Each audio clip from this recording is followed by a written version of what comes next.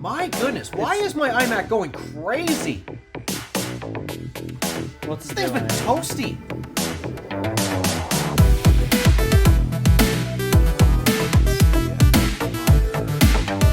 Why are you screaming hot? It's been doing this for the past week.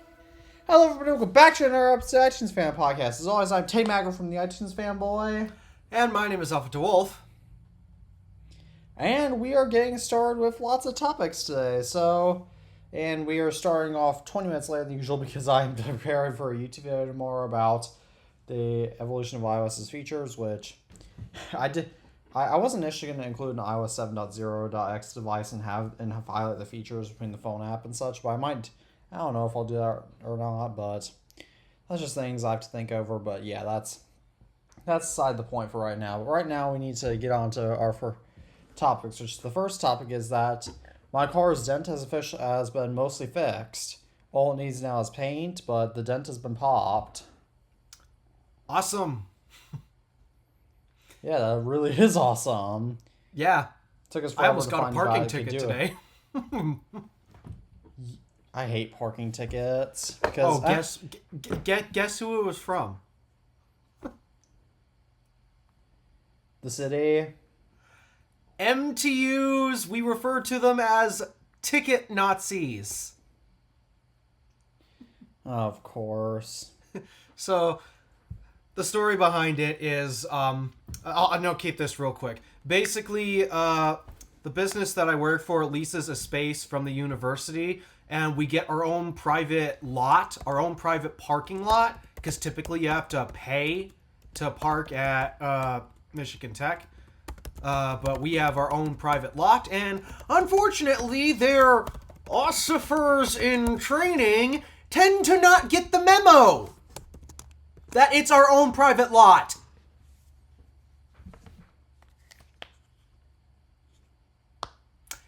So, yeah, they keep ticketing us when they're not supposed to, so the boss is going to have a very nice conversation with whoever's in charge there, as if he doesn't have enough nice conversations to have with them. But that's beside the point. Yeah, I almost got a parking ticket today because I thought the ticket Nazis were defeated, but no, apparently not. They're back again. All right. Well, getting back on topic, I really don't have much more to say about my car's dent getting fixed, other than the fact that this is awesome. So shall I move on to our next topic, which if you're returning to the video version, I'm not sure how I'll exactly have to trim this in the video, but what you might be able to see in the background, which is... Try to get center stage to follow. There we go. Maybe. I have not one, not two, not three, but four 2011 27-inch iMacs. All of which need a glass panel.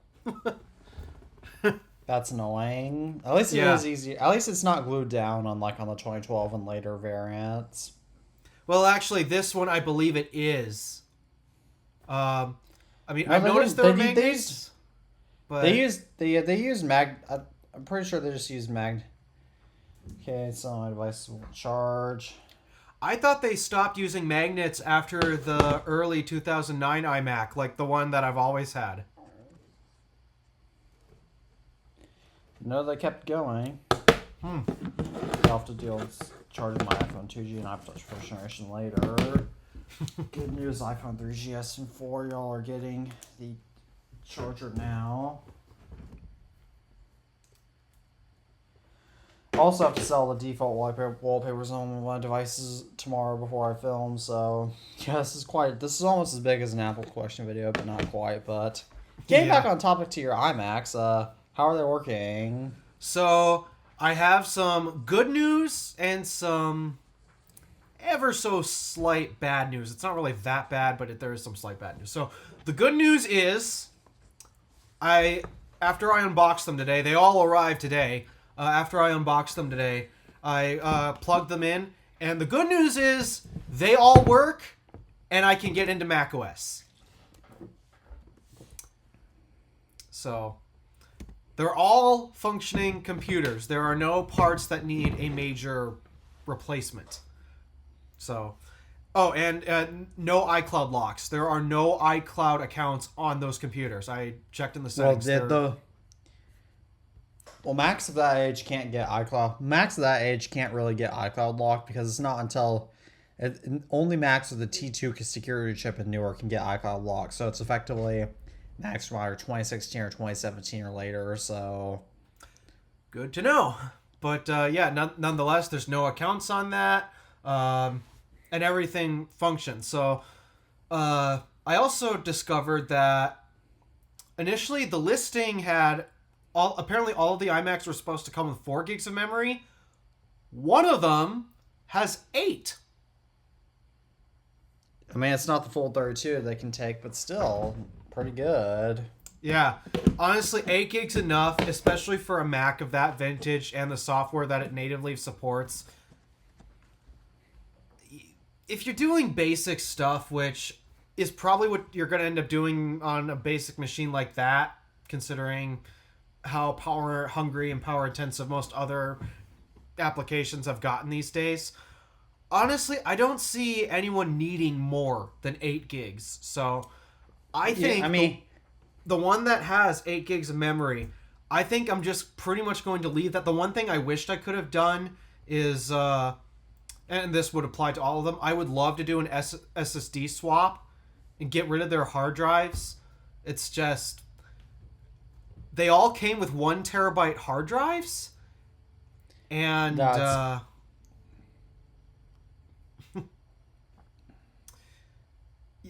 1 terabyte SSD basically costs $70.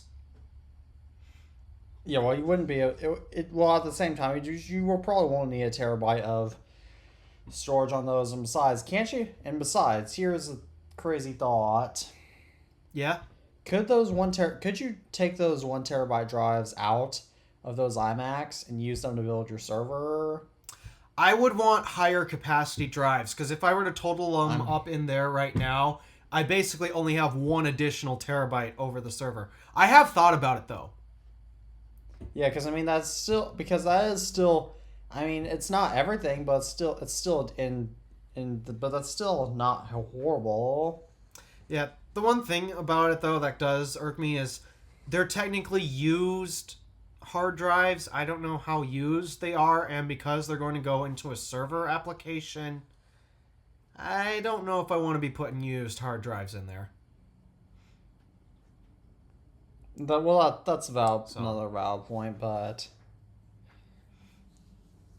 what I could try to do, though, that I just thought of, though, is I pull them out and just sell the drives as individual parts on eBay or something. Try to make some money back from that.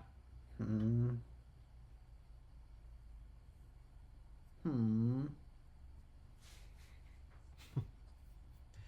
again, I don't know if I want to sell used hard drives. So, well, you can check their info, and you can check their health too via apps, via some software. Like I know Crystal Disk Info is on Windows. I don't know if macOS has any equivalents. I wonder if Disk Utility has anything. I don't know, but we'll have to. Yeah, that'll be later. So that's pretty much most of the good news. Is basically at this point, because one of them has 8 gigs of memory, and I'm perfectly happy selling someone a computer with 8 gigs of memory. 4 gigs is just not enough. I'm sorry, but basically all I need to do is get a glass panel for that particular iMac, and it's all and clean it up, and it's all set and ready to go for sale, so I can get some money back on it quick. But the other 3, I'm gonna. Of course, they're all 4 gigs, so I'm gonna upgrade them. I tried to find similar 8 gigs, so that way, I can create one listing and use the same specs and details. Because literally, that's the only difference. Just one of them has 8 gigs of memory, and that's it. Well, and then various cosmetic on various cosmetic condition on the aluminum, but it's not that bad. I can get them cleaned up and such. The one thing, though, that is a bit of a setback, and unfortunately this was not mentioned on the eBay listing, one of the display panels is cracked.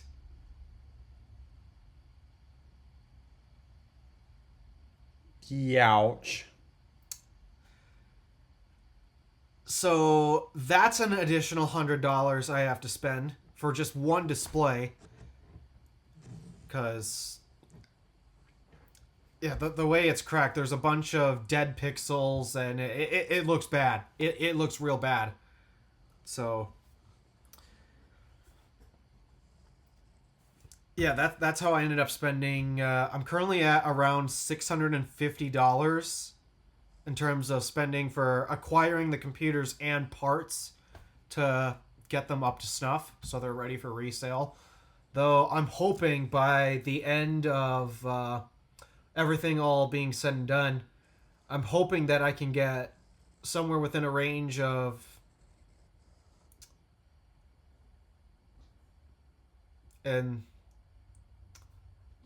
I don't know, I'm hoping I can sell them all for $800 to $1,200.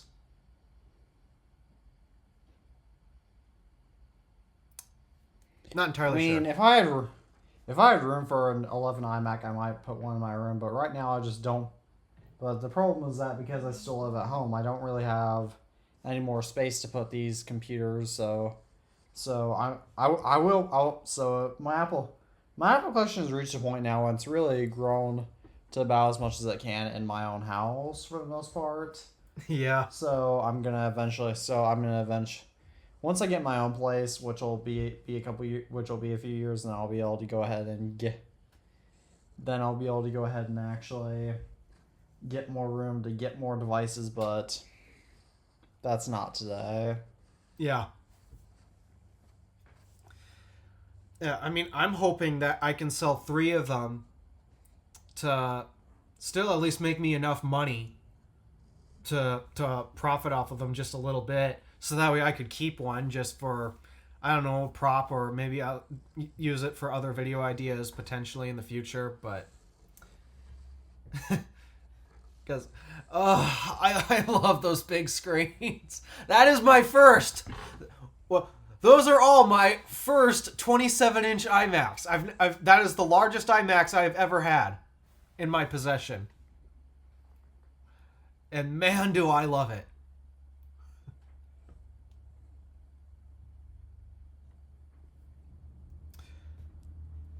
So, but yeah, that's basically the story of the 27-inch iMacs I have in the corner back there. A YouTube video coming soon to a channel near you.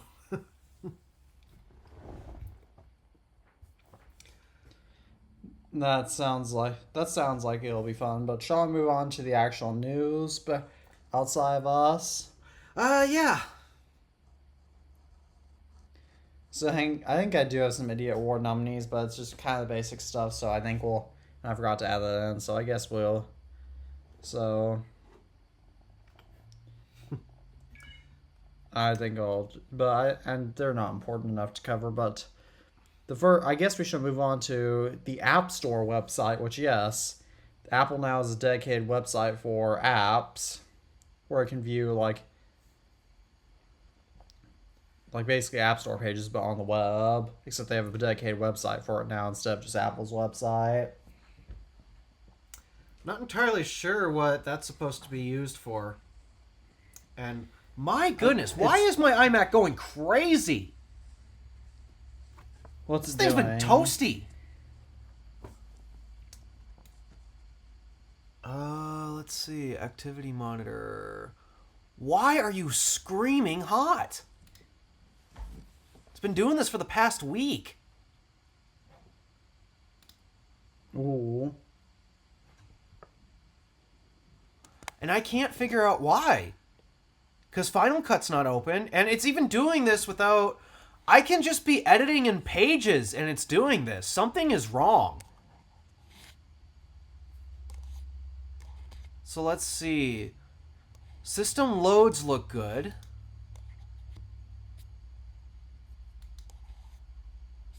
Says Discord's using the most energy, which I guess makes sense because it needs the network and such. But yeah, this thing keeps getting toasty. I'm wondering if the CPU needs better thermal paste. Because this is getting oddly warm, and I'm not sure why. But yeah, nonetheless, enough about the iMac. I'm trying to figure out why we need this website to begin with. The only use I can see for it is if you need to pull up information about an app but don't have an Apple device to pull it up. Like if you're on a Windows computer and you need to pull up information about an app for some reason. But even then, I just don't. I mean, I don't get it. I don't get it either, because it's like the only reason you'd be looking at this is because you plan on potentially getting this for an Apple device you have. But it's like, you already have said Apple device. Just view it on the App Store on that. I don't understand why you need to go to the web. The only thing I can think of that would be reasonable, but I'm not sure if this lets you do it, is say those iMacs right there are not going to be running any later macOS versions because Apple's dropped support for them years ago. And as a result, there are some specific applications that you just can't really download for it because, well... Oh no, they don't let you new. download from that page. So then what's the point? Literally just to view like what they can do and whatnot. It's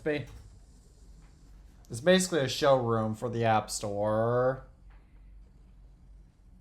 It's like, okay, I probably could have justified something like that if they let you download older versions of their apps or something so you can run them on older devices, but I mean... Huh? What's the point?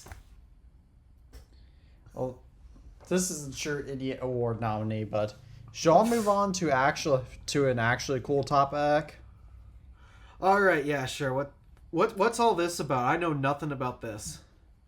So Apple is inviting users to compete in a competition to create digital Christmas trees for a display at the Battersea Power Display, wherever that is. So where's my invitation? You might be able to do it, actually. I didn't get an invitation. Where? Or I mean, it's not a formal invitation, but they're letting users create digital Christmas trees and submit their ideas. Mm-hmm. So, well, I don't have the time for that, so I would not be participating in an event like that at all. But I mean, it's cool that they're getting the community involved. Something that you can't say about every other company. Yeah, and that's not ordinarily something that Apple does, but Apple's Speaking not of Apple communities anymore, so. and companies not really consulting communities. Shall we move on to our next topic? That's what I was trying to segue to. So, YouTube is using AI to upscale videos that are below 1080p to 1080p, and this might possibly support 4K in the future, and creators luckily will be able to opt out of this, which, I mean, that's fine given that AI upscaling, I'm sorry, it just doesn't work. No.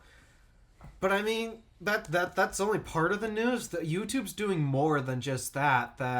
I don't... We'll get more into... We'll get more into further that down, next topic. or... That's further down, yeah. Oh, okay. All right. So, but the only thing I have to say about this is that some people are going to ask me, like, some people will ask, like, how there's some old movies and TV shows out there from, well, especially the previous millennium that are still in very good resolution, even though they were filmed with older standards, and that's because they were filmed with actual film, and because it's a physical medium, as a result, that's all not an electronic one. As a result, you can point any resolution camera at it to record that. So obviously, like I'm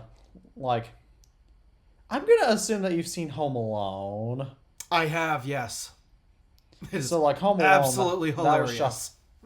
yeah, it's such a good movie, but Home Alone, which I need to watch the season, but getting back on topic, Home Alone and many other movies around that time period, it was shot, and even some TV shows, although it was much more common for movies to shoot in film. Movie. Because Home Alone was initially shot on film, as a result, they can just point a camera at it to record it at any high resolution, which how come it can still be shown on widescreen TVs and look. I mean, it's obviously good, still got that film grain, so it's not going to be as good as Yeah, I mean, it's ultimately film, camera. so. But still far better quality than some TV shows. Especially TV shows of the era, like the TV show Frasier, which was on, like the earlier seasons, especially that were on in the early to mid '90s, because they were shot on tape, which used to be the standard for TV. As a result, it has not been redone, so it's still in the original quality, and you can tell. Yeah, never been a fan of the AI upscaling stuff. I mean, I get the concept. It's just... It tends to miss the point. And also, the big problem is that this is going to especially happen to a lot of YouTube videos uploaded from the 2000s, when a lot of creators from the 2000s are not really active on YouTube anymore, so they're going to have no idea this is going on. Yeah. And, I mean, this might be a bit of a hot take, but could you argue that the best resolutions we had available at the time is a part of the art style? Yes. Because it's like, these days, not every YouTuber uploads in 4K. In fact, I only upload in 4K to some of my channels. Other channels, I don't even bother. I just upload 1080p versions. And sometimes if the file size is too large and I run out of storage on my iMac, then I'm completely forced to do 1080p against my wishes. But I digress. The thing is, today, it's a bit of a stylistic choice on YouTube. Not everybody uploads in 4K, even though, it's the cool thing that a lot of us have 4K monitors. I have 2 4K monitors right next to me. I have another one right in front of me, too. I guess the iMacs is 4.5K, technically. And then our TVs, some of us watch YouTube on TVs, and I really don't know that many homes that have recently purchased a TV in the past, let's say 5 years, and that TV is not 4K. I mean, all the TVs in my family, for the most, except for my aunts, all the TVs in my family otherwise are 4K. That's because we all upgraded our TVs recently, and I mean, all my devices are capable of playing. I mean, I don't know if my iPhone and iPad have 4K displays, but They don't. No, they don't. And I'm guessing does my MacBook have a 4K display or not? Technically, it's a 3.5K display. It's not quite 4K, but it's close. So it's not.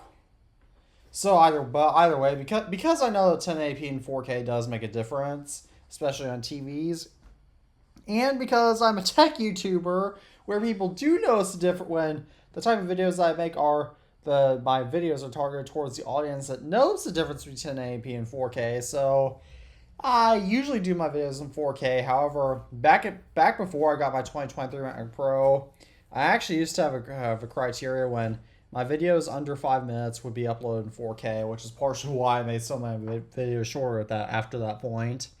But my videos longer than 5 minutes, I would do in 1080p because it would just take up too much time for me to do 4K videos. But nowadays, particularly in the upload department.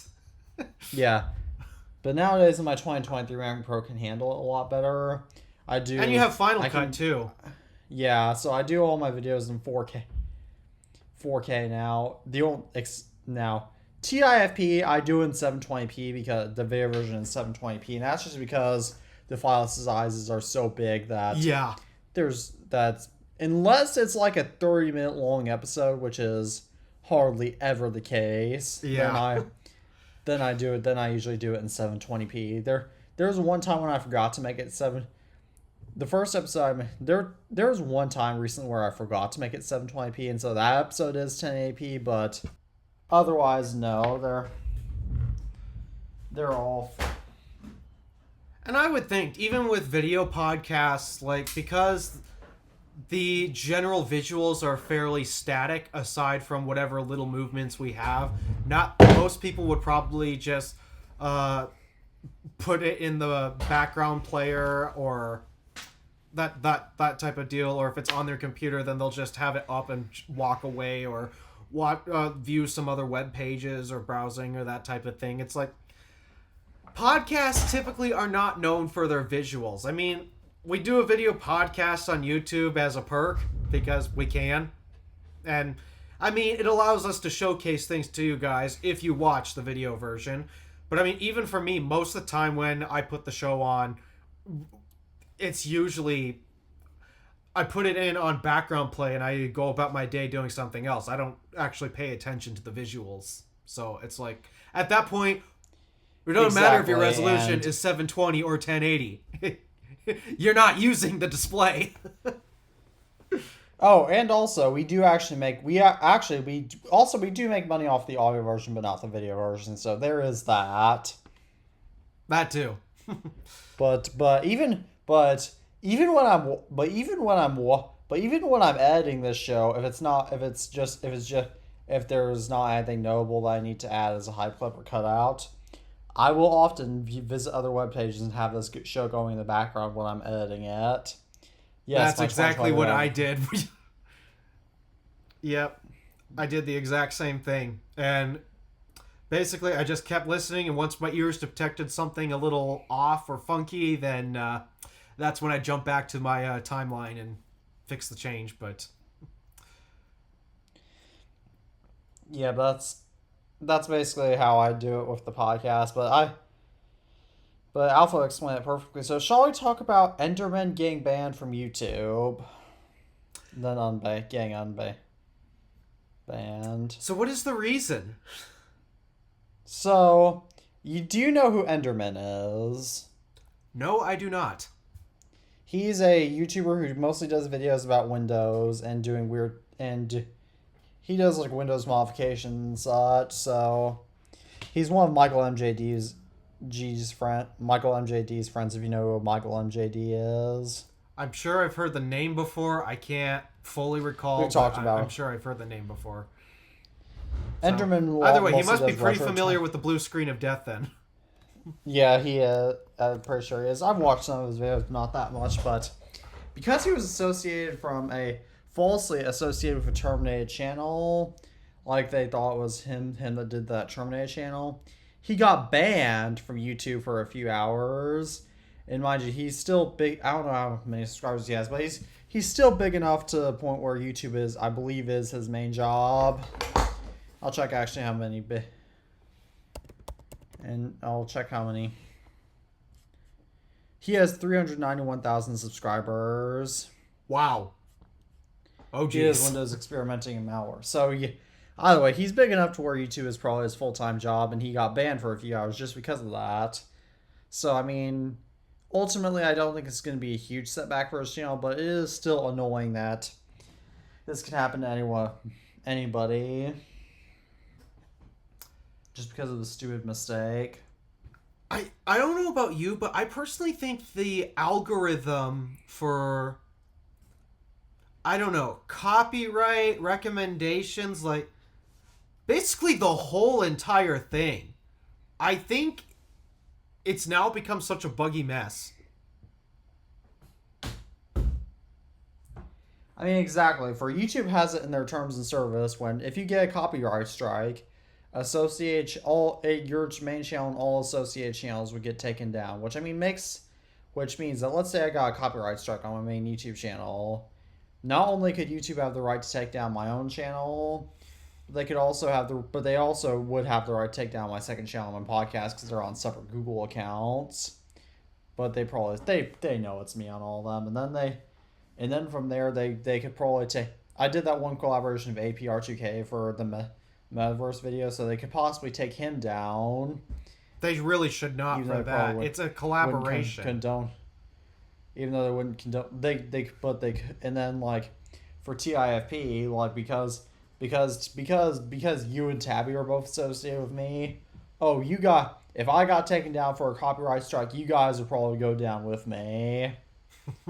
And so let's try not to do that. And then this risks some of my other online friends too, like Jordan Riddles, even though he doesn't really upload anymore, he could possibly get taken down, and Apple Insight, who was formerly Apple Maniac YT, he could get taken down. But other people, I don't think they could do that because they're technically guests. They're not. Yeah, they don't appear as a main host like us.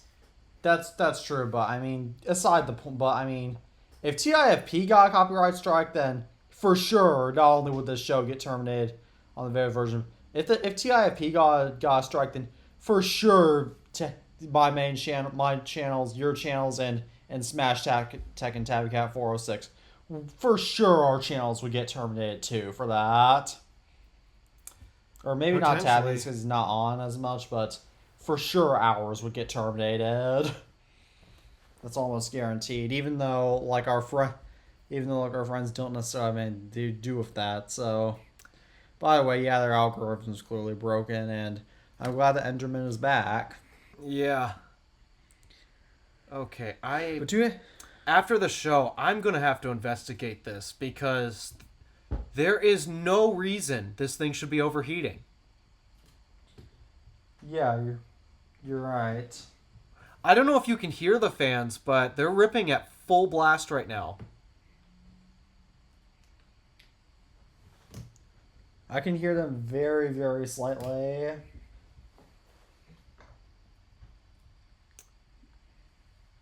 Yeah, she is very toasty.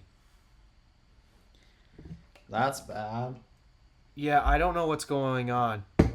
I mean, a software update did just come out, but this was happening before it. Maybe it's something macOS Tahoe related. I'm wondering if that's the case.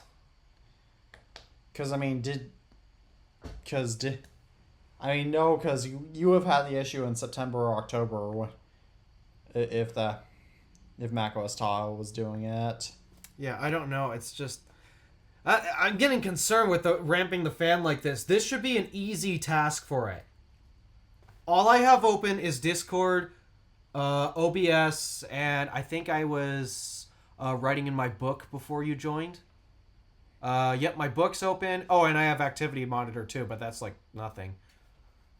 And yeah, it just tells me that it's only at 50% CPU usage. There is no reason why it should be overheating right now. I'll see how much of my CPU I'm using just out of curiosity. Activity. Yeah. Where is Activity Monitor? Oh, iMessage is open. I don't need that open right now. I'm using 8.3. I'm using around 8 to 9% of my CPU. What? System wait a second. System is 7.71. User is around 10 to 11. So okay. I think I'm using. So what I'm seeing is system is just under 20%. User is 26-ish%, something like that. Yeah, it keeps jumping between 26 and 30. Idle is at 60? What the heck?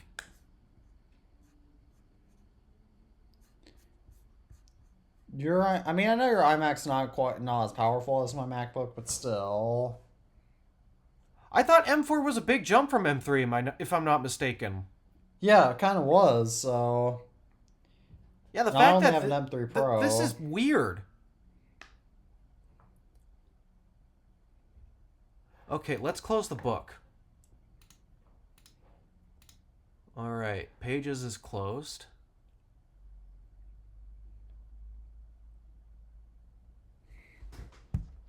Let's see.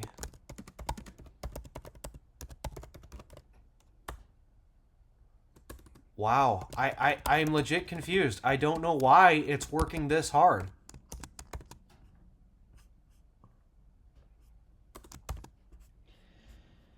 Yeah. That's speaking of working hard. Shall I move down? Shall I move on, or not working hard? Shall I move on to our next topic? Sure. So I'm assuming you know who the rapper Drake is, right? I know the name. I do not give a single crap about the guy. Yeah, same. But I think he's been a popular rapper since like around 2010, maybe even earlier. But that's aside the point. But on his latest album, he's apparently being sued for faking the streaming numbers on Spotify and increasing them. So it's effectively he's been doing Spotify's equivalent of sub-botting or faking views. Mm-hmm.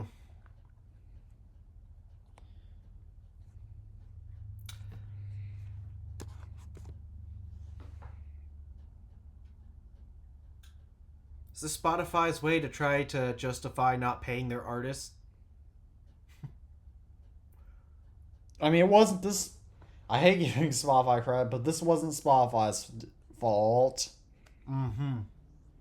This is something that Drake and his team did. So I feel like all of the big people in every industry have just gotten so greedy beyond comprehension. welcome to the world of big industry. It's always been like that. It's just even more so than ever. I mean, yeah, I know it's always been like that. It's just nowadays it feels like that is 100% the case, even more so.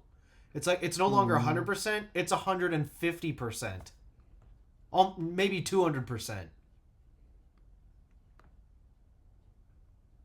Seems around the same to me, but yeah, that's just. But yeah, either way, clearly just goes to show you how unpopular hip hop is if artists have to fake streams. Well, that's what you get for you said he's a rapper. Yeah. I mean, I have another hot take. In my personal opinion, rap is not music. Oh, welcome. Yeah, same. I hate rap music for the most part too, because the problem is that the problem with it is that just doesn't sound like music, but also even so, it all sounds the same. So there's that. And a lot of times, rappers don't even write their own music, and they don't even write their own beats. Like they license beats from our artists, or else they'll just steal over the music and rap over it, and they just borrow from our songs. Yeah, what it sounds like to me is the sorriest excuse to call themselves a musician when they have no vocal talent. Exactly. So, that's what I think of rap. If you're offended, that's not my problem. That's yours. Yeah, same. But it's like how I made fun of Skippy Toilet. Yes, it's dumb. It's just as dumb as that. All right. Exactly. Oh crap! We're probably gonna have a fleet of Gen Alpha people complaining at us for dissing on rap music and Skippy Toilet. They gotta learn somehow. Can't just keep pampering them. Exactly. But shall we move on? Let's bring it back to tech. Yeah. So Nvidia is now the first $5 trillion company due to their AI deals that we talked about in the last episode, how they might be faking it. Yeah. Yeah, I genuinely don't believe they're gonna make that much money. It just, the more I think about it, and the more I'm constantly hearing, "Oh, we're partnering up with so and so to do all," it's like, I don't see where your money's coming from. I just don't. And yet you're somehow reporting on the potential payout from your new partner, and counting that as revenue when you ultimately have to spend a ton of money yourself for that partner. It's like, Nvidia is so overinflated right now. They truly are. So who was the first $4 trillion company? Because I know Apple was the first $3 trillion, but I don't recall them Apple's ever the making first it to trillion, 4. too.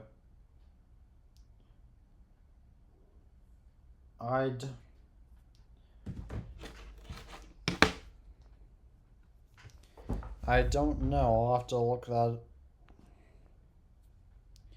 I'll have to look that up. First trillion dollar company.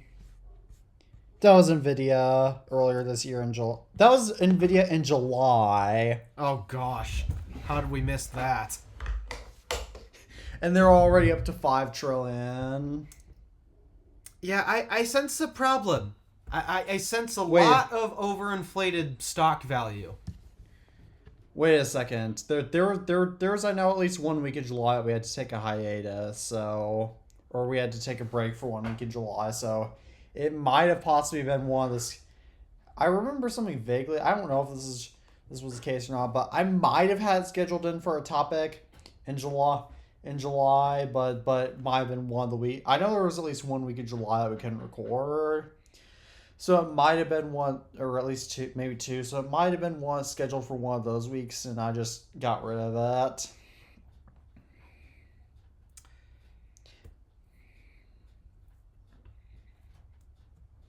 Yeah, I don't see why this company needs that much money. I mean, they don't even sell to consumers for the most part. I mean, in most PCs these days, that it's. I mean, they don't sell Nvidia is a directly GPU to company. consumers for. I mean, So they they do mostly- sell directly to consumer though. They make their own. It's their Founders Edition line of GPUs. Oh, I know they do, but for the most part, they're not even a direct to consumer. I mean, to be fair, lots of companies that aren't direct to consumer, oftentimes they're the wealthiest. So what am I saying? But yeah. Because, yeah, if I recall, most of the time, the way you get access to an NVIDIA GPU, I mean, you could do the Founders Edition, but most of the time I see NVIDIA just sells them to other brands like Asus, PNY, Zotac. EVGA used to be one of them until EVGA decided to exit the space. There's probably a few others on the list that I'm not thinking of right now, but those are typically the most popular ways to get your hands on an NVIDIA graphics card. So. And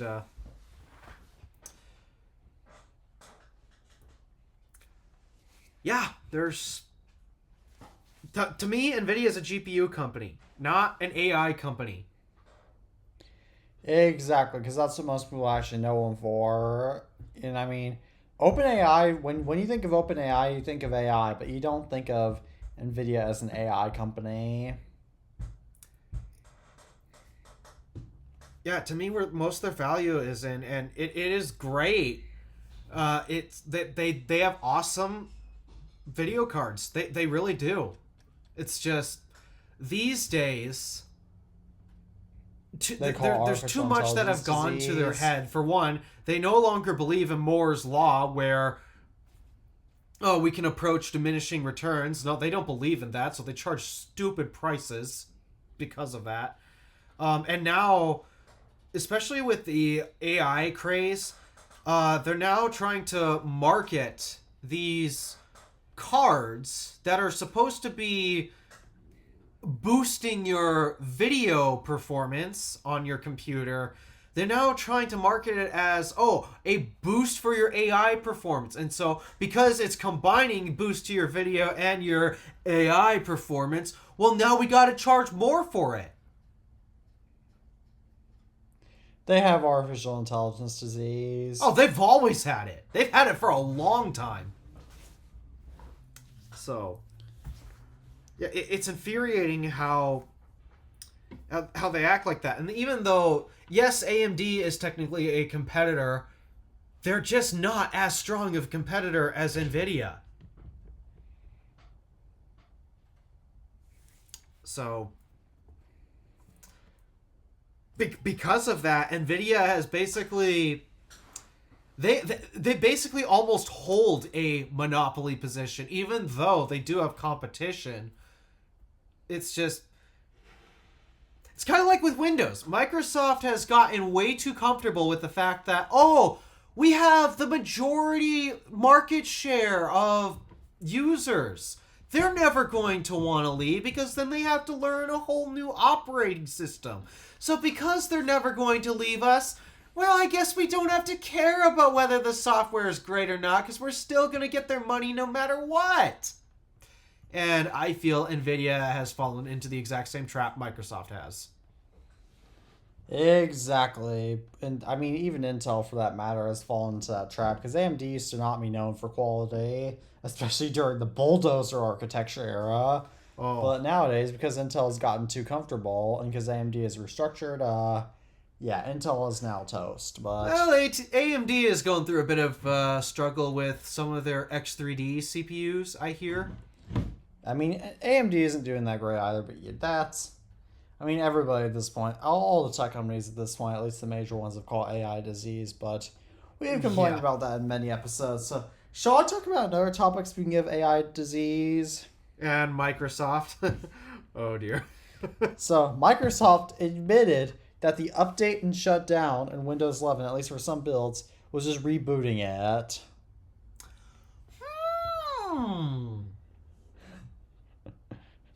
Yeah, I've definitely noticed that before. So, in other words, it's interrupting your workflow, like in that Update Windows song by Sam Time.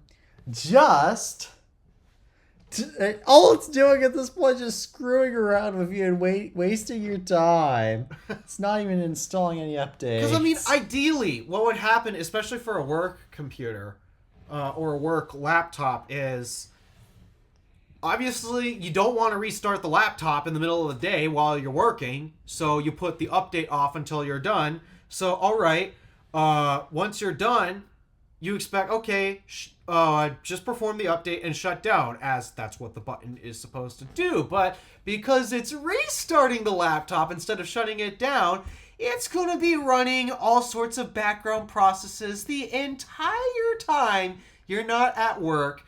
So you go home and your laptop's still running. You go to bed, your laptop's still running, checking for updates, that sort of thing. You come back to the office to open it up only to find you're at 1% battery.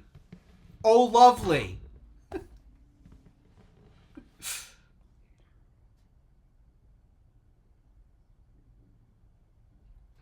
Yeah, that's bad. Why can't they ever get this?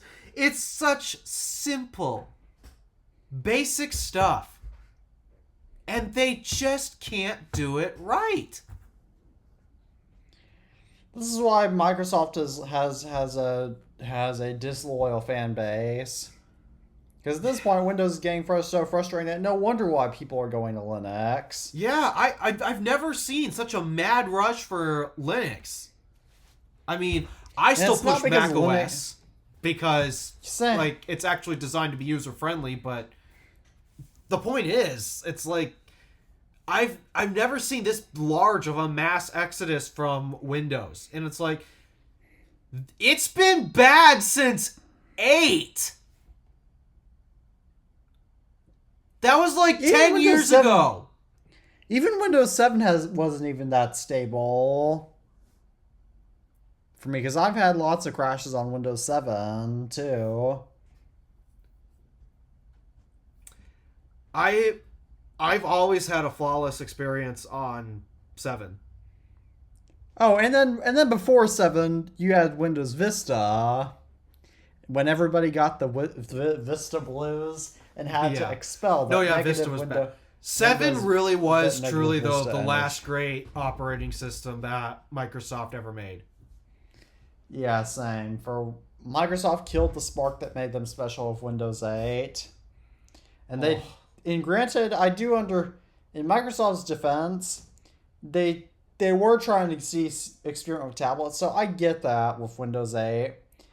It wasn't necessary, but the problem was that the people didn't like it, so they retaliated back. And then they decided, okay, we'll do Windows 10. But the problem with Windows 10 is even though it had the desktop-based UI that people wanted, Windows 10 was still unusable garbage. And Windows 11 has, especially with Windows 11 is so much worse now than it was in 2021 because of the Copilot plus BC nonsense. Yes. No, I wholeheartedly agree in that regards. But, I mean, the thing with 8, I understood the concept, let's try to make something for the tablet. The problem is, it really should have been its own separate operating system. Exactly. And because they tried to combine a tablet interface with a desktop interface, because, we don't want to spend that much money. I mean, sure, we're a multi-million-dollar company, probably multi-billion at the time. I don't remember what their market cap was. Point doesn't matter. The point is, sure, we have all this money. But we don't want to work hard. I mean, again, we have all the market share, basically. The majority of the market share. Our users would never leave us, so it doesn't matter if whatever we put out sucks or not. And that's mind you, Apple is not quite as strong in 2012. Yeah, if I recall, there are only 2 periods in history where I've seen Mac market share increase. During Windows Vista.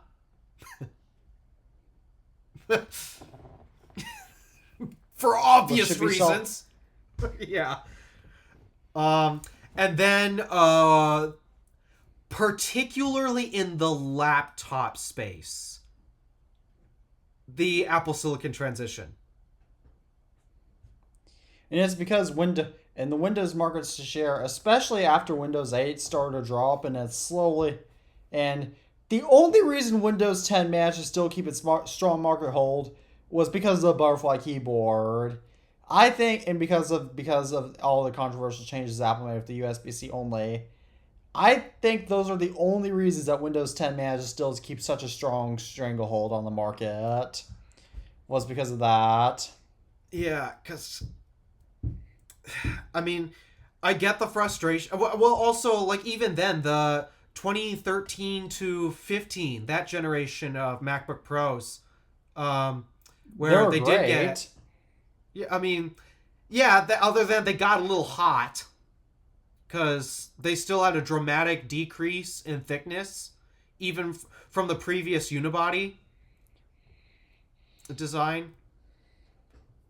Because, well, again, because they were slimming the Retina MacBook Pros down so much, they lost a lot of material, so it lost a lot of the ability to absorb the heat from the new processors. And then it only got exacerbated with the USB-C only MacBook Pros.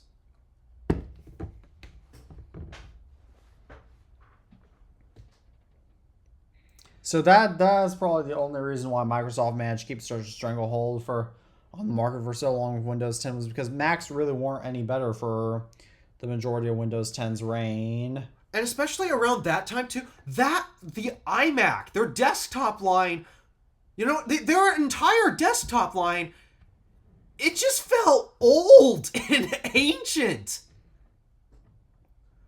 Because when you think about it, for the longest time, okay, the only Mac that got a decent refresh within the time frame was the Mac Mini. Even then, it was only like new space gray and new i7 option, or no, I guess the old one. I mean, still, but even then, like, they were using the exact same iMac design since late 2009. Just they changed up the behind part of the shell a little bit. Or since late 2009. You're right. Yeah, so they've been using that design for way too many years. Their professional desktop, the Mac Pro, they didn't update until 2019, so they were using effectively 6-year-old. They've been selling a 6-year-old desktop that entire time. And then the Mac Mini, I mean, it was 4 years between the 2014 and the 2018 Mac Mini. So they didn't really have all that much compelling in their desktop line, and then their laptops, because Intel failed to deliver their promises to Apple, thinking, oh, Apple was thinking Intel was going to have their 10 nanometer processors ready. And because they thought the 10 nanometer was going to be ready for their machines, they designed the MacBook Pros accordingly. Except Intel failed to deliver that. And as a result, that's why we had the massive thermal issues with the USB-C line. And further, and so that's what, and so that's because, and so that's the main reason why. That truly is the main reason why Apple failed to keep a market share and share in the desktop space, and I think in the computer space, and I think ultimately at that time they were also riding so high from the iPhones, No, their focus was clearly on iPhones and iPads and AirPods. They were getting ready for that, and Apple too. Watches. The Apple Watch too. Yep, that's another great example. So they just failed to focus on their core business. But I mean, but they ultimately failed. I mean, the Mac is effectively what made Apple what they are today. So it ultimately did matter to them. What if they had succeeded? But that's what I'm trying to say. But even then, I mean, it seemed like for quite a while, until the Apple Silicon transition, Macs didn't have the most significant improvements until the Apple Silicon transition since Steve Jobs left. Since it felt like, especially with the desktop line, that they didn't know I mean, I don't know how much approval I don't know if Steve Jobs had any insight on the 2013 iPad Pro, since I know I believe he did sign off on the iPhone 5S, at least the early prototyping of it, very early on. I think he did sign off on that before he left, but yeah, either way, the 23rd, but it seemed like, especially with Apple's computers, it just seemed like especially with the desktops, they didn't know what to do. Yeah, it's just for that entire decade, it felt so stagnant. I mean, even I was admitted back in 2019, was it, when I finally switched? Well, I was looking to switch, but like a year before. I started looking towards the end of 2018, right when the redesigned MacBook Air came out. I fully understood that the hardware was technically mid-tier for $1,000. It was kind of expensive because you could get better specs in a Windows laptop. It's just, for me at that point, I was so infuriated with Windows 10. The specs no longer mattered. The only reason I was looking to buy a Mac at the time was purely for the operating system, and it felt like, especially during that era, it really seemed the only reason you'd buy a Mac during that era was you needed that operating system, because from a hardware perspective, I mean, sure, it's still Apple's amazing build quality, and you get their other benefits that they choose due to their choice of using higher end stuff. Like, you always got better speakers, you got solid microphones. I don't want to say solid webcams, because they've been using that stupid 720p webcam for far too long. But yeah, good speakers, good microphones, decent battery life. Not the best, but it was pretty decent for what it was. Phenomenal trackpads. That was one thing that they've always had compared to the PC competition. Well, it's because they pioneered the trackpad. Fair enough. Back in the 90s. But I from a performance standpoint, no, they were not a good deal in terms of performance. I mean, same. That's the only reason why I wanted a Mac all those years ago, was because because I just wanted the operating system, but because there was no way back then I could afford a Mac. As a result, I couldn't really get one. But that's aside but I mean, now granted, I can't say that Windows PCs are exactly looking that much more modern, because even today, I mean, even today, the big box PCs still look kind of similar to the way they did even 20 years ago, Yeah. especially the Dell towers. No, So they do look so dated. They really and I do. mean, even Windows PC laptops, I mean, they still can look a little bit more dated, but I mean, you can't deny that Apple's desktop still did look old at that era. They did. I mean, they were still good-looking machines. It's just it's a good look from, depending on where you were in the cycle, it was a good look from nearly a decade ago. Was the problem. Yeah, it's like if we all, it's effectively the equivalent of, imagine if iPhones today that's effectively the equivalent of iPhones still having the same overall appearance as the iPhone from a decade ago, still having the same appearance as the iPhone 6S. Yeah, I mean, Richard, people another got tired of the innovation iPhone design for the longest time, so. I mean, even though Apple's design has been a little bit more stagnant, it hasn't been that stagnant in the past decade.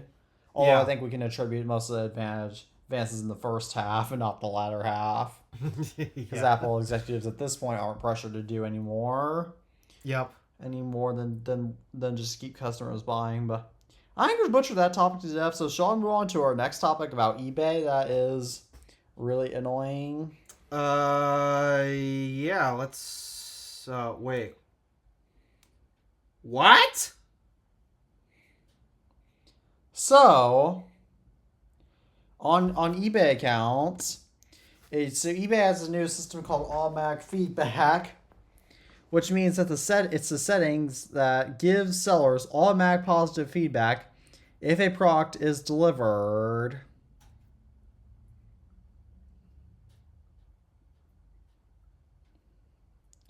You want to know how I found out about Sure, explain that. I'll say what I have to say later. You're gonna say on a scale of 1 to all of them, how many drugs are they on? And You got it. You figured it out. Yeah, you said on and I figured it out for you. But so I'm assuming you don't know who the YouTuber Kelson01 is. Dude, do you think I know who anybody is? So he's a YouTuber he mostly does videos on iPods and whatnot, and sometimes old Macs like what you do, sometimes so, and iPod accessories. So how I found out about this was he bought an old iHome stereo on eBay for around $20 or something like that, and the seller had 97% positive feedback. Here's the problem. And so he got it, and contrary to what said in the listing, one of the speakers was completely blown out, and it just overall didn't work. And so what happened was that he looked at some of the negative feedback that the seller had, and he discovered that one of the negative reviews was of somebody else who had bought that same iHome speaker a few months earlier, and also had the same blown out speaker. And the reason why he knew it was the same one is because, first of all, there was a specific mark on that specific speaker that was in the listing photos for both of them. But also, the seller literally just taped over Kelson's shipping label over the previous buyer's shipping label, so you could tell that it was sent back, and then they literally just resold it as working, even though it wasn't. Okay. And so so where does the that- and then feedback part come in? And so he then looked at some of the other negative reviews, and he realized that he realized that a lot of times they had mentioned how there were lots of cases of the products not showing up correctly, and it was just because I think it's little big fonts. That's the seller actually, but a lot of the complaints of the seller were that The product did not show as expected, and the seller would only refund half of it if you did the refund through the seller. And some of these were on expensive purchases, like a $500 purchase. The seller only refunded half once, so Kelson had to get his refund through eBay. Which, I mean, granted, in most states, $300, technically, $300 are over as fraud, so it's just under, but still, $250 is way too much money. Yeah. But that's still, or I mean, $300 is a felony, but still, Kelson looked at all the positive reviews of that seller, and they were all just automatic positive feedback. You know, they were given just because an item was delivered and no other review was given. You used to be able to read reviews and have some basis. It's just nowadays you can't filter. You can't filter out the iMac ones. I don't even read reviews anymore because it's either half of them are product works great. But then you get to the negative reviews and they almost don't exist, or it's just I don't know. I've stopped reading reviews because nowadays, because reviews can be faked super easily, it's just there's no value in them anymore. Exactly. Now, granted, you can filter out the iMac positive feedback, which once Kelson actually turned that off, he realized there was so much more negative feedback. So there is that, but still, the iMac positive feedback should not be offered. Yeah, these days I can't really read reviews anymore.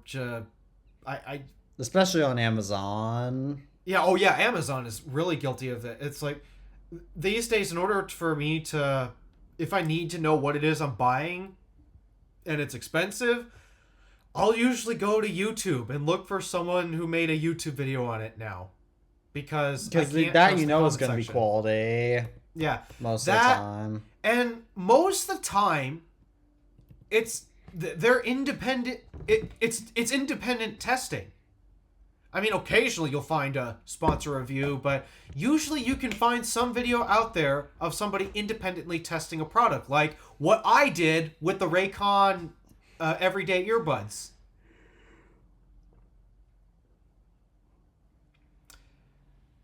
Because if you look at all of Raycon's reviews and all of their sponsors, you'd think they're the greatest earbuds in the world. But if you watched my video that was not sponsored by Raycon and they had no idea who the heck I even was to begin with, my independent testing said, they suck. They are not worth your money. Even if it's $80. So, yeah, these days, I don't trust reviews on places where the items are being sold. I now just go elsewhere and look for independent reviews, independent publications.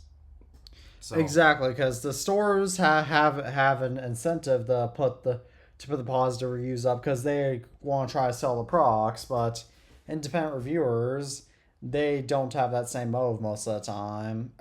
Most of the time their motive is to keep their reputation up. And so they have a motive to actually be honest in their review, because if they're not being honest in their review, their reputation goes down and nobody follows them or pays attention to them, and they lose money that way. Or they could get sued, depending on how badly they false advertise a product. Exactly, but I think we've butchered the eBay topic to death, other than the fact that eBay obviously needs to get rid of their automatic feedback. So shall we move on to Google now? Yeah. This is interesting. So Google is charging Android device makers fees to use Google's apps in the EU. Is this more Digital Markets Act thing, or is it just Google trying to get away with something? Because this is just bizarre. I don't know what it is, but because I heard this out on the Friday Checkout, which is based in Germany. So, but Google is charging Android device makers fees to use Google. I mean, they might no longer be allowed to. In fact, they probably aren't allowed to install it by default. So they might have to charge it or something. But charging also violates the DMA. So I hate to say it, but I think Google's trying to get. But effectively, I think both parties are wrong in this case. Because Google's trying to get away with antitrust, and the EU is implementing these stupid laws. Yeah, the whole EU screwing with Google and Apple and it's just, it's now such a mess. How do you comment on it? Because it's like, I can't pick apart this mess anymore. It's now crumbling all together and compacting itself into one trash heap. You can't really pick it apart anymore. It's just, Yeah, exactly. what a mess. I agree, but shall I move? Do we have any, other than the fact that this is obviously stupid, shall we move on to our next two topics about Samsung? Yeah, sure. So Samsung's chip foundry business, which hasn't been profitable lately, should be profitable again by late 2027 because they're currently recovering due to big orders from Apple, Tesla, and Nintendo.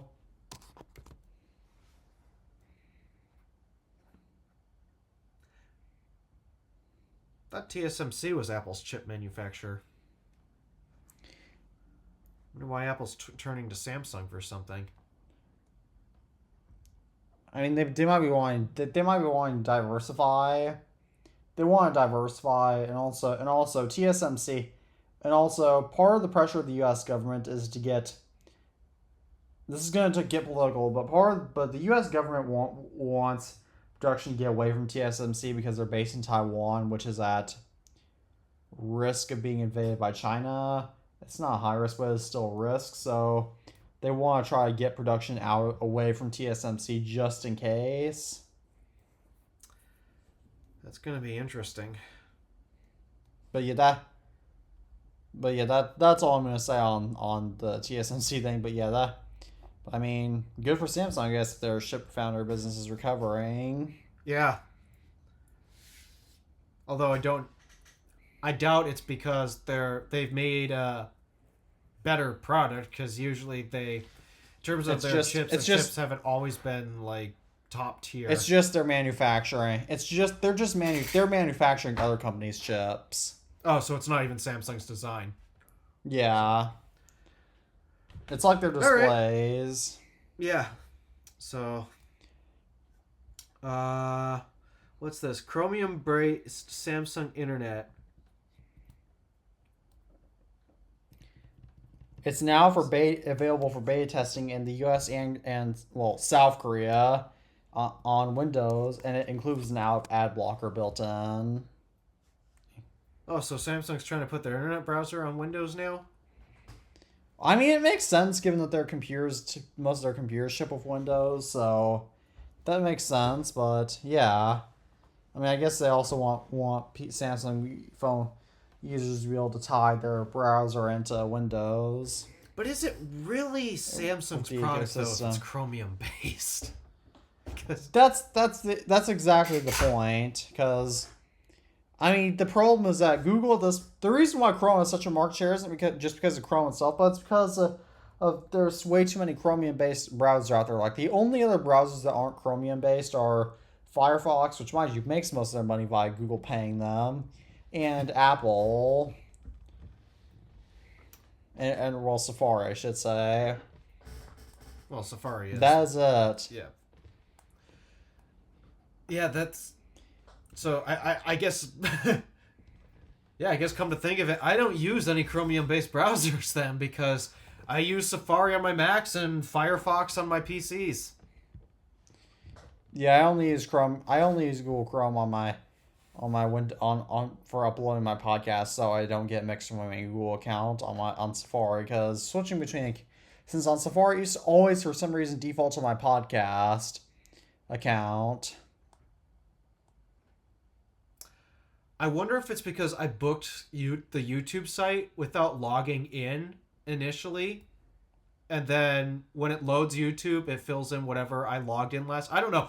I never have any problems with that. I hit my bookmark, which is Option Command 3. That's my bookmark in Safari. Every time I hit that, whatever account I was logged in last, that's what shows up. Yeah, I'm gonna try I'm gonna try that again so I can stop using Chrome on my Mac for the most part. But yeah, but that's all I have to say about Samsung Internet. So shall I move on to Neo the robot? Oh, this thing. So it's a $20,000 humanoid domestic robot that can help you with home tasks, and it effectively.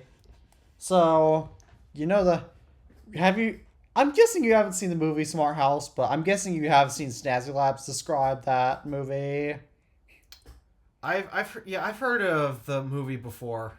I've never watched it. I've heard of it, but it's effectively when the robot takes over as the housewife. But effectively, Neo is trying to they're not directly saying take over as the housewife effectively, but it's effectively intended to do all your household chores, and you can either pay $20,000 for it, or you can lease it for $500 a month.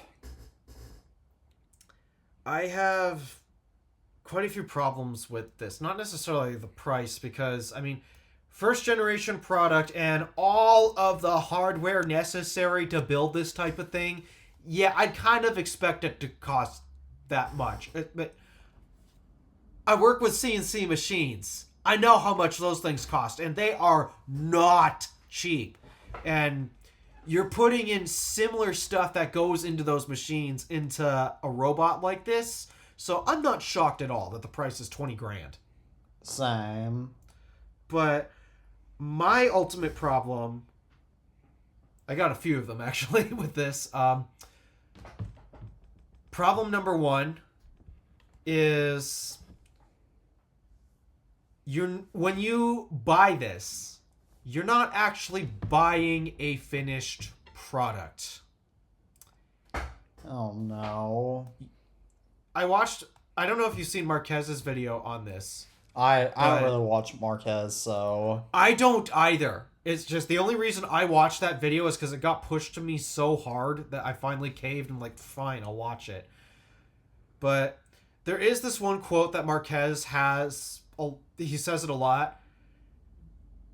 Never buy a product based on the promise of future software updates. You should only buy a product based on how it will perform today. Oh, and no. To my knowledge, a lot of the stuff that it's supposed to be able to do, it's not done yet.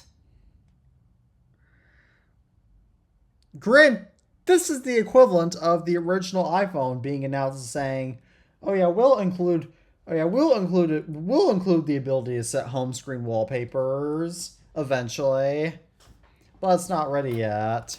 Here's a better example. And I'm probably going to make a few people angry at this when I say this. The Humane AI Pen, Apple Intelligence. Yeah, those are up there, but I got an even better example. FSD. Tesla's full self-driving. Oh, yeah. There are, in my personal opinion, way too many people that are treating this system as a finished product. It is not. Effectively, when you spend $8,000 or $100 a month, you are paying to be a beta tester.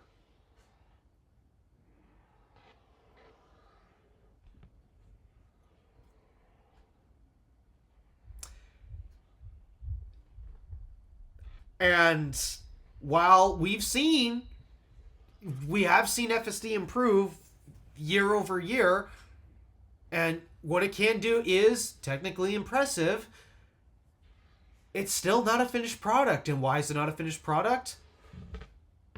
Well, the ultimate dream, according to Elon, is you'll be able to send your car out to go make money for you by driving other people around.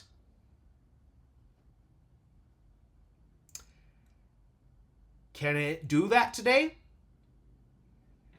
Probably won't be able to do that for many, many years. And I sense something similar with this Neo robot. So, Yes, on one hand, problems with it. well, on one hand, I understand the strategy behind why they're releasing it now when it's not finished, and it's because Tesla did the same thing. My complaint is just they're not marketing it as such. The reason why they're releasing this unfinished product to the public is they want to get real world public data to train their AI systems necessary to make it work. As much as I crap on FSD for it's not a finished product, the reason why it is as technically impressive as it is because so many people purchased FSD, and because so many people have been driving around with it, even though it's not a perfect product, Tesla's been using that to train FSD for future iterations and improve it. And that is effectively what I'm guessing is the strategy of Neo in this case. They're releasing this robot early, unfinished, so that way they can gain real world data to train their systems so that way it can do it flawlessly in the future. Though, once again, they are not marketing it as such, which is my massive complaint with Tesla's FSD. They do not market it as such. They come close to, it's a finish. It'll be a finished right around the corner. It's right around the corner. It's almost here, when it is not. They've been saying that about. It's like how they've been saying that about flying cars since the 1970s, at least. Yeah. So, yeah, that's my ultimate complaint. They're not marketing it correctly. But then there's a massive. I don't know. There's something that makes me really uncomfortable with, like, okay, FSD, yeah, it's going to be monitoring everything you do so it can collect training data, but you're out on public roads. So it's no big deal. Yeah. Because, I mean, everybody the can most see you the anyway, cameras are going to see is maybe your driveway and the inside of your garage. But this robot has access to everything in your house. Far more than your own devices do. Since, I mean, think about it. The most your devices have access to is the data from when it's actually using and the perspective that they have when you're sitting them down. And that's usually just going to be accessible via one camera. Yeah. So there's that point, but I don't take my devices everywhere with me too. Like if I'm just going to the other side of the house or something, I'm not taking, okay, my watch is going with me, but that's because I'm wearing my watch. But my phone isn't going everywhere with me around the house. And my watch doesn't go everywhere with me. Like it doesn't go, like I don't sleep with it on, and I also don't take showers with it. Heck, I don't even bring any of my devices into the bathroom with me when I shower because the steam is actually not good for devices. Well, I mean, they are water resistant, so it should be able They're not resist steam the resistant. Steam resistance and water resistance are two completely separate things.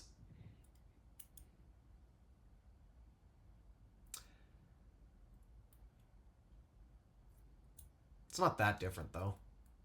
I mean, yeah, it's not. But either way, I don't bring my devices into when I shower because it's easier not to risk it. And also, I like getting a break from my devices when I go into the shower. Yeah, most of the time when I go to a swimming pool, my devices, I'll take the phone at least with me and leave it on a table or something, but it's not going in the pool with me. It's not going to the beach.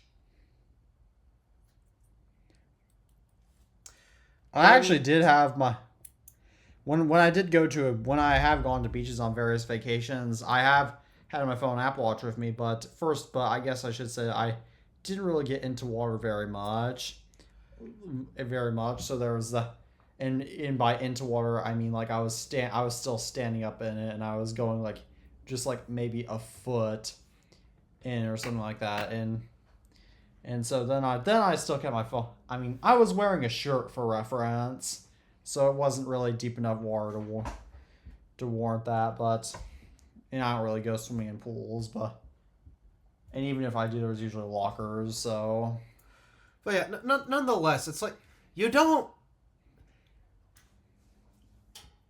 I don't know. It's just I don't like the idea of this thing walking around your entire house, and because they've explained this when it comes to needing to train the robot, here comes the part that I have the largest problem with. When it comes time to train the robot for a task that it's not getting, what you're supposed to do is you're going to schedule a session with Neo, and someone on their side is going to take over control of the robot and look through the cameras. And so what you're effectively doing is you're giving a stranger access to your entire house. What if the people who work for Neo live close enough to you and just happen to be criminals? They're gonna know that that's effectively the equivalent of letting fake salesmen in that claim to be that claim to be selling something, or else claim that there's some sort of issue with some equipment in your house, even though in reality they're trying to check your alarm systems and whatnot. Yeah, I mean, when I sold my docking station last week, I never told the buyer my address. I just asked, can we meet up at, it was a park in Houghton. That's where the sale was made. But never once did he get my address. Because he doesn't need to come here. I mean, even on I mean, that is even a risk that you do partially run into with eBay, is that other people do know your address. Yeah. But oftentimes if they don't know, but oftentimes it's usually people are from very far away anyway, so it's hardly ever an issue. But even in many cities, they offer at many police stations, they'll offer places for people to meet up if they're buying stuff online. So that way, if there is something sketchy going on, there's police right there. Yeah. And also, they're not going to pull anything sketchy if there are police around most of the time. Yeah. So yeah, that's the thing too that irks me is you're now basically allowing a stranger into your home, and well, no, the stranger isn't physically there. He's got control of a whole robot. And he could technically go wherever he wants to. So, I don't know. I don't like that idea. I just don't. And then, ultimately, there's one other thing that makes me a bit worried about the whole concept of this humanoid housemaid, effectively. This...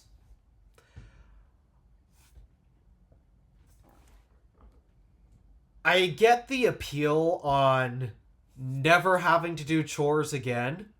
Because don't get me wrong, they suck. They're so boring. And they often leave you wishing, like, yeah, I really wish I didn't have to do this.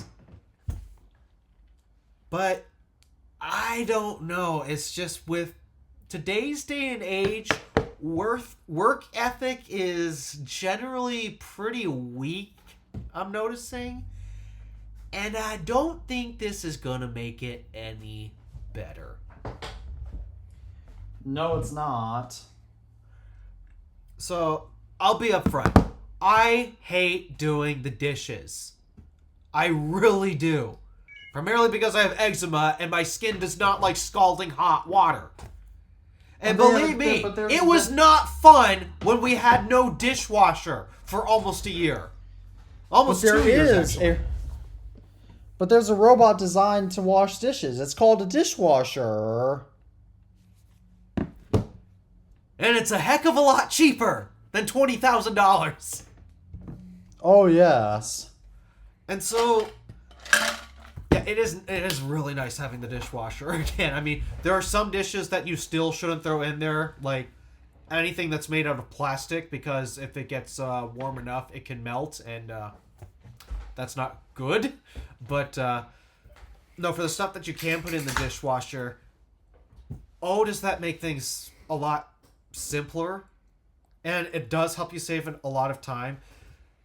But it's just in general with the concept of introducing a humanoid robot to do this type of thing, even though sure it could be more versatile instead of being one item that can only do one task. In the case of a dishwasher, the only thing a dishwasher can do is wash dishes. That's it. It can't do anything else. But there is one thing that this solution will definitely do better than a humanoid robot that can technically do more functions. What is that? Wash it will dishes. do it faster. The dishwasher will wash your dishes much faster. I mean, that's the same case of other other forms of robots, like the robot vacuum. I mean, they're not quite big enough to get enough suction, but I mean, the robot vacuum is still going to be far better than the humanoid robot at vacuuming. Washing machines and dryers, especially if you get one of those washer-dryer combo units like I have. Those you are gonna actually be far have one of better at those? washing. Yeah, my mom just recently got a new, because our old washer wasn't working. My mom got a washer-dryer combo unit, and oh my gosh, it is very nice. I'm sure it was also pretty pricey too. Worth it. Because then you don't have to change clothes out from the washer to the dryer. Yeah, I mean, I don't mind that step all that much. But that's just me. I mean, it's not that bad either, but yeah, but if you do need to get a new washer or dryer, get one of the washer dryer combo units. Well, when I move out, then, I mean, I'll probably have to get new appliances anyway. So, which, I don't know, it might be sooner than I think. I legit don't know. Yeah, we've talked about that off screen Yeah, or off the show. for context, everyone, there's a situation going on in my life that you guys are not ready to. It's not time to tell you guys just yet, but there's a bit of a situation going on that I have to deal with, and it may or may not result in me moving out. I don't know. Yeah, so me and Tabby, Tabby knows now, right? Yeah. Oh yeah, he knows. Yeah, so me and Tabby both know, but no one else knows. Yeah. So, because there is stuff that we do cut out of the show, just FYI. Yeah. There's some things that you guys just shouldn't know just yet, but no, if I do move out, then I mean, I want to look into those just a little bit more because I know they're expensive. My one concern is just their reliability.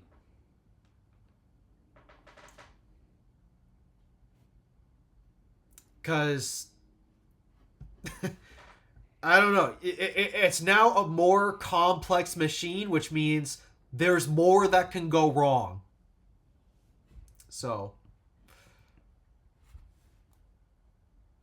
I mean, well, I'll give you, if you need new appliances, I'll give you a report on my washer dryer combo unit to see how long it lasts. But yeah, that's aside the point. But I mean, yeah. Either way, getting back on topic. In short, we already talked about this with the rumors of the Apple robot, and it's just that dedicated robots are far better than humanoid robots that are generalized, and that's why the topic has never. That's why the gadget has never really succeeded, even though it's been a dream in sci-fi for so many years. Because in sci-fi, it's a cool concept, but in real life, it is not. Yeah, and in sci-fi, it also works at the same speed as us. I mean, I work with the CNC machine, and it can move pretty quickly. It can move from point A to point B relatively quickly. But there are times where I can still move faster than that. In fact, there are often times where I'm waiting for that machine to do its job. Even if it's like, oh, quick, face this rod stock right here. Just clean up the face. It's supposed to be extremely quick, but there are times where I'm still waiting. And so Exactly. yeah, ideally in the Exactly. sci-fi things, these humanoid robots would move at the exact same speed they would as us. Like, oh, my hand movement here. This is hard for those humanoid robots right now. Moving it at this speed. I only see them move at like this type of speed. But to do this, I have yet to see one do it. Exactly, and it's part of the laws of science, which is that no machine can be built to be superior than a human being at doing tasks. So, therefore, no machine can be built to be fat. So therefore, it's impossible to build a machine a machine that's more intelligent than a human. So I don't know. Or it's impossible for humans to build that, I should say. Yeah, we can only build them as smart as us, and well, these days we're not really all that smart. We're just a bunch of idiots somehow surviving in the world. But I digress. No, the humanoid robot thing, it's I don't buy into that type of future.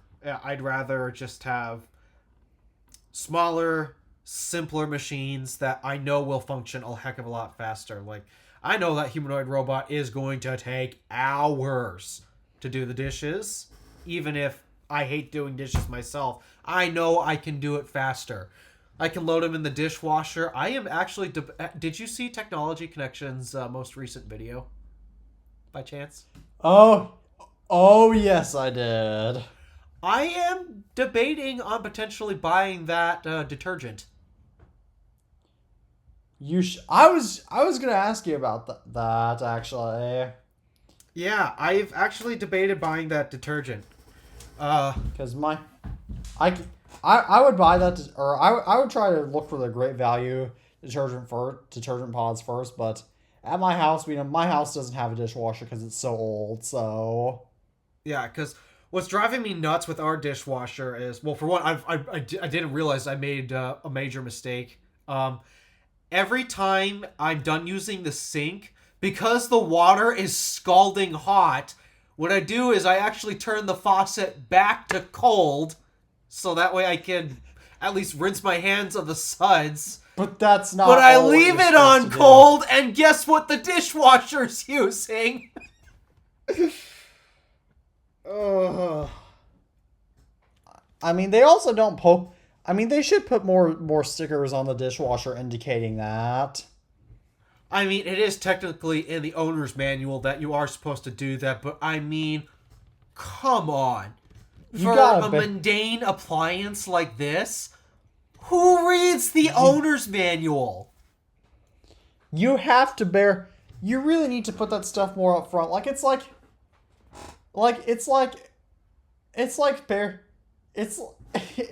buried deep in. It's like, here's a good example. Do you know what the zipper merge is? Yes.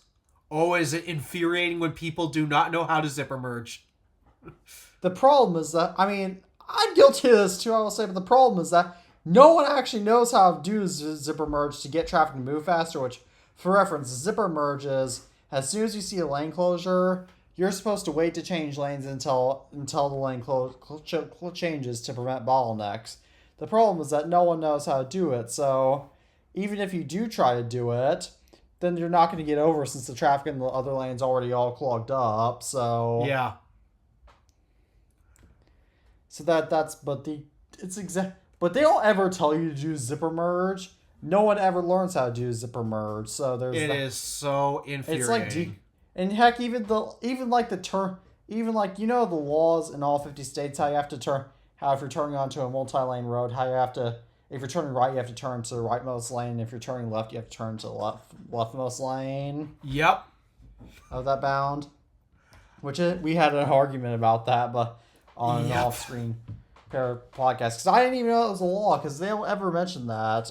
Although my dad later explained to me, because that was back when I had my permit, when we argued about that is a law in all 50 states. Yeah. And I'm sure it's a law in many other countries. And there's a reason why I have been in too many close calls, because as I'm turning left into the leftmost lane, the person turning right is not turning into the rightmost lane and is almost crashing into me.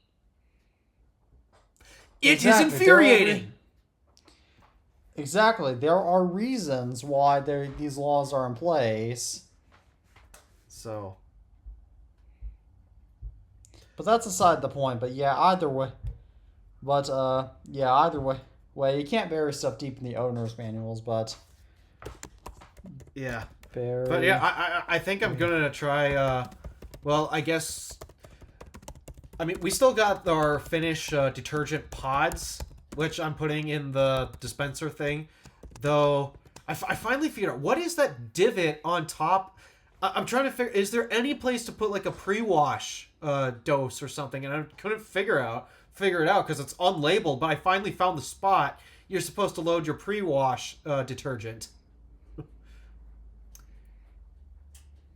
It's literally a divot right on top of the cover. Yeah, that's how they most. Yeah, some dishwashers label it, some don't. But yeah, dishwasher manufacturers need to get better about recommending the right dishwashing soap, so that way more Walmarts can actually carry it. Yeah, and I need to do a better job at actually making sure that hot water is going into the dishwasher, because it actually explains a few items that have not been washed properly. Exactly. It was just Monday. I was pulling out a pan, and I noticed it wasn't properly washed. I'm like, what? Every other dish in here is spotless, and this pan still has stains from meat sauce. So I found out that, yeah, the water was too cold. So hopefully I rectify that on tomorrow's dish night. Nonetheless, but I should find the powdered stuff, because I know my mom is never going to buy the powdered stuff. She is just going to keep buying the tablet packets because it makes most sense for her, I guess. So I guess I'll be the one who goes to Walmart to try to buy the pre-wash detergent. So that way I can pour that powder in, and hopefully I really don't have to worry about rinsing dishes before putting it in the dishwasher. And put the pre-wash detergent into, and put the powder into the actual detergent spot. Yes. Well, yeah, because I'll still probably be using the tablets. I mean, the tablets, the dosage with the tablets right now is working for the most part. So it's just they'd probably work better if I added some pre-wash powder. So yeah, but either way, you should. Yeah. But either way, yeah, that's. Yeah, either way, I highly recommend using. I'll have to make sure to get some good dishwashing powder, but that's a. Shall I move on to our next topic because we still have 4 left? Yeah, we got some rumors to discuss. So what is this? So there is a possible Apple event to occur on November 12th, which this will unveil the new HomePod Mini with an S10 chip for the new Siri. Yay! Not really. And then this will also be the release of the Apple TV with the A17 Pro chip and ray tracing and the AirTag 2. You know, out of all of those items talked about, I'd say the Apple TV, funny enough, is what strikes me the most. And it's just, I noticed with the Apple TV box, it's like they almost make the perfect box. It's just, The box is obsolete. yeah. And it's I like, mean, okay, yeah, cool. exactly, but Cool, it has ray tracing now, which in theory would be great for gaming, but I mean, Apple doesn't. Like, in my opinion, if Apple's gonna make a box, make it a gaming console. Make it a real, proper, performance-based box for playing video games, and give it a proper cooling system.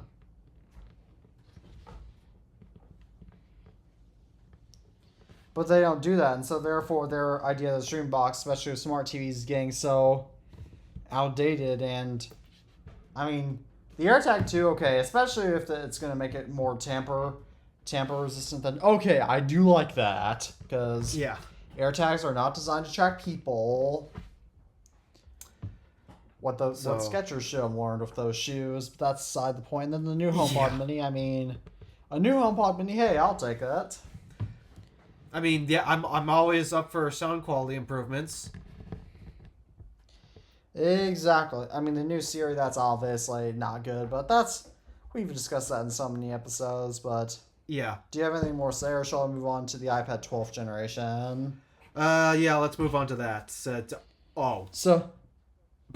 it is rumored to get Apple Intelligence support. well, that's not worth noting.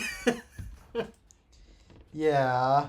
Yeah, the 11th generation doesn't have Apple Intelligence, by the way, so you know they gotta add that. It's not like it's needed it or anything. Exactly. But Apple doesn't know that, so... Yeah. But that's aside the point. But our next topic, which is that the MacBook Air, iPad Pro, and iPad Mini are going to feature OLED displays after the MacBook Pro gets their upgrade late in 2026. But their OLED options will cost $100 more. I don't think anybody's going to pay for that. Or, I mean, some people will, but I don't think enough people are going to pay for the $100 more just for the OLED options if they offer both OLED and LCD. Especially if it's on their more budget end models. It's like the LCD panel as is already pretty darn good looking. Exactly. And so I don't see a particular reason why those types of peoples would want OLED. The only people I think who would want OLED are those who are buying a MacBook getting the Pro. MacBook Pros. Yeah, so exactly. And if they're going to hike the prices just for OLED, then no. I'm sorry. The only it's way like I think it makes sense if for a regular consumer to buy it is if somehow it gets you an increase of battery life, if it's more power efficient. Yeah, that's it. I mean, that's why I'm personally not the biggest fan of the iPhone 12 technically getting a big price hike just because it had an OLED screen. Because, I mean, to be honest, this is a hot take. On the standard and E iPhones, you don't need OLED. No, yeah. Well, I don't know if the 16E has OLED, but you don't need OLED on that. No, the 16E does. iPhone. Yeah, okay, but you don't need OLED on those iPhones because all it does is just drive up costs. Which, hey, maybe if the iPhone 16E had an LCD screen, maybe that would lower its cost. What? But that sounds like a crazy idea. Lowering costs by using by using it cheaper, but not necessarily that downgraded technology. What? On something that you gotta be average talking Joes aren't crazy. gonna care about. That's Yeah, crazy talk there. Get the iPhone 60. If you knock the OLED, hold up. OLEDs can be the OLED on the iPhone 12 warranted a $200 price tag increase. So I'm willing to bet that without the OLED, they probably could have made the iPhone 16e start at $500 instead. I'd probably agree with you on that sentiment, but nonetheless, Apple did not do that, so... Whew. I don't know what else to say. I will say though, compared to my Dell XPS, $100 for the upgrade to OLED is actually not that bad because what Dell charged to upgrade to the OLED screen on my XPS, it was a $300 upcharge. Yikes. I mean, to be fair, people buying your level of XPS do care, so... No, albeit that OLED also came with a massive resolution bump too. Oh, and touchscreen capabilities, but it's like nobody cares about the touchscreen. But my dad actually likes it was a $300 upgrade. Did you hear what I said about my dad liking touchscreens on laptops? Why? His current laptop doesn't have a touchscreen, but he actually likes using. He doesn't use it that often, but he likes having touchscreens on his laptops. He likes having fingerprints on his monitor when he's trying to do precision work.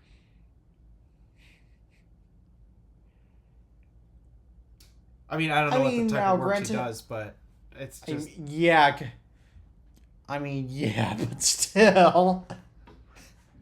It's like, the whole point of a desktop operating system is for precision. This fat finger is not a precise tool. It never has been. I mean, there's a reason why Steve Jobs publicly admitted why there was would never be a touchscreen MacBook. Yeah, for one, it's not ergonomic. And it's a far cry from ergonomic. Yeah, and then two, your finger, it doesn't matter who you are, your finger is fat compared to your cursor. Exactly. So, yeah, the whole touchscreen thing is dumb. But nonetheless, iOS 7.0.2 iPhone 5 which is going to take forever to charge because it has a solid battery health of 30%. Actually, slightly less than that. That was 3 years ago. Wow, that's bad. Its battery life isn't too horrible. 30% health, dude. That's bad. It's not as bad as you think. Actually, yes, it is as bad as you think. All right. We've got one more topic. What is it? Samsung joining Apple for next generation image sensors at the Austin, Texas plant. Yep. That's cool, I guess. Really? So are they trying to ditch Sony? I mean, Apple might be really going in on Samsung for manufacturing, because I mean, that is interesting, actually. That is, because for the longest time, Apple's been using Sony sensors for their cameras.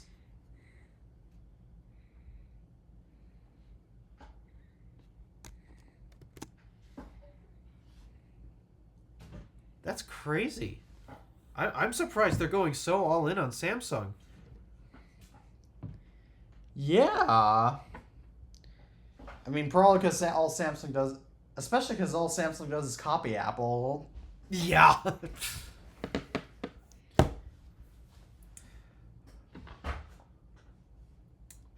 Yeah, that's real interesting because Sony is actually really famous for their camera sensors.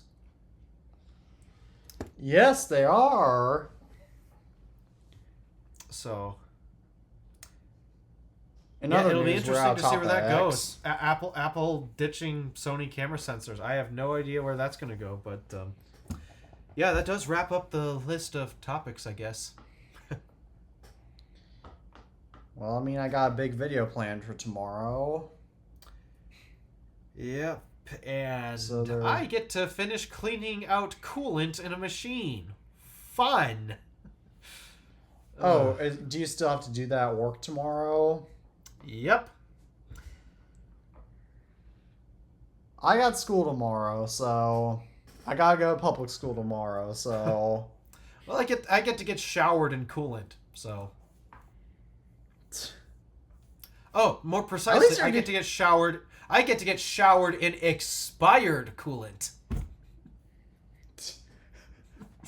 At least you're getting paid to do that. And at least you technically do have a choice, unlike me. I mean, okay, technically I could have remained homeschooled in high school if I wanted to, but I didn't, because all the most of the homeschooling programs that I could have done would have basically just taken just as much time as in-person school anyway, so that's actually why I went back to in-person school, but yep. Other than that, I don't know what else. I can't think of anything else to talk about. Probably just gonna do some writing in my book again after we're done with this. Oh yeah, you do have to write your book. It'll be interesting to see when that comes out. It'll be a I've been working while. on that. Technically, I started writing it about 5 years ago. Oh my, dude. In other words, we're out of time. So Yes, we're out of time. We got things to do. So as always, thank you all for tuning into another episode of the iTunes Fanboy Podcast. As always, I'm Teddy Maggart from the iTunes Fanboy. And my name is Alpha DeWolf from the Random Alpha. And as always, we're saying peace out for now. We hope to see you all in the next episode. Take care, everyone. See ya.